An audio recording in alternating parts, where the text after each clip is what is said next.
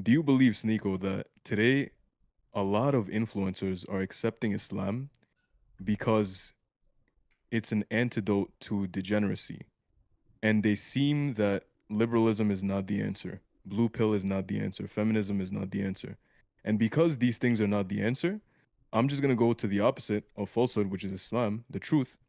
But it's almost because Islam is anti-feminism and anti-liberalism and anti-matrix that I'm gonna accept it, not because I actually believe it to be the truth. Do you find any truth to this with a lot of influences today? Of course, but I don't think that that means that they're doing it just because it's trendy. It's it Mm.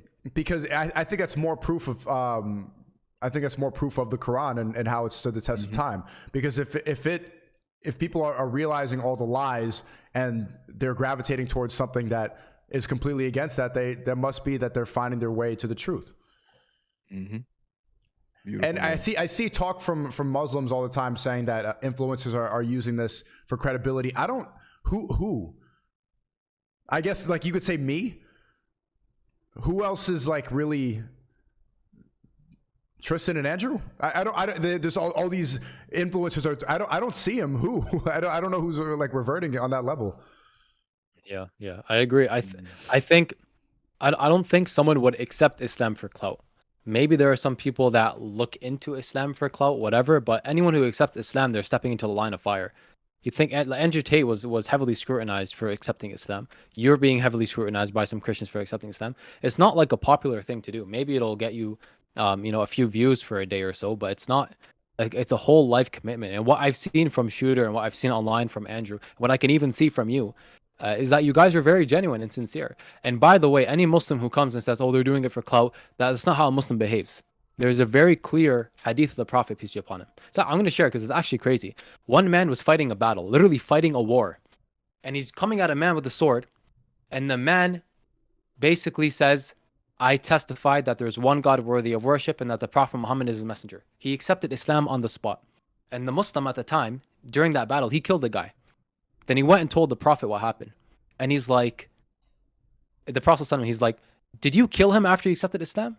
And he's like, "Yeah, but he just did it so I wouldn't kill him. He did it because he was scared I had a sword." And the Prophet said, "Did you cut open his heart and see what was inside of it?" That is the degree of love that we should have for people that accept Islam. We shouldn't be going this weird garbage speculation. Oh, he's doing it for views and this and that. Do you honestly wish to push someone further away from Islam, even if someone did accept Islam for views or whatever? That's Mm. okay, no problem. Because now that they say they're a Muslim, if anything, they're gonna look into Islam and find the truth in it Mhm. regardless. And I there's think many benefits, bro. It's multifaceted. Like if they accept, well, number one, if they accept Islam today for dunya, like just the world or cloud or trend or whatever, iman, right? Their proper strong faith might actually enter their heart tomorrow, and it's okay. And if they're an influencer, it's in and of itself that they're looking into Islam or becoming Muslim. Even if, let's say, God forbid, they're not sincere with it, then hundreds of thousands of more people are going to look into Islam now because they put Islam on that platform that they have. I think it's good that you have a lot of Muslims criticizing and being protective of their religion because it makes you want to be better. I've seen a lot of angry women with hijabs on Twitter in their profile picture, and they're very upset, and they're saying things like Sneako's a degenerate, blah blah blah.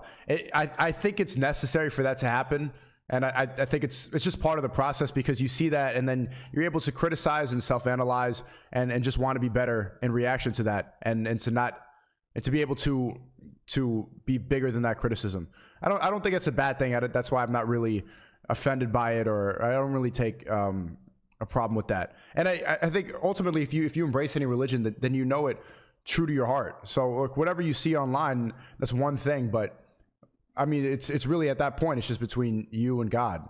That's the only who really knows your true intentions. And anyone else speculating, that's not really your business, nor can you do anything about that. Yeah, yeah, 100%, 100%. I think that's a great point. It only really becomes a problem when somebody is they're not strong enough to deal with it. You know what I mean? As soon as they feel like ostracized a little bit, they'll kind of run the other direction. So I could see that 100%.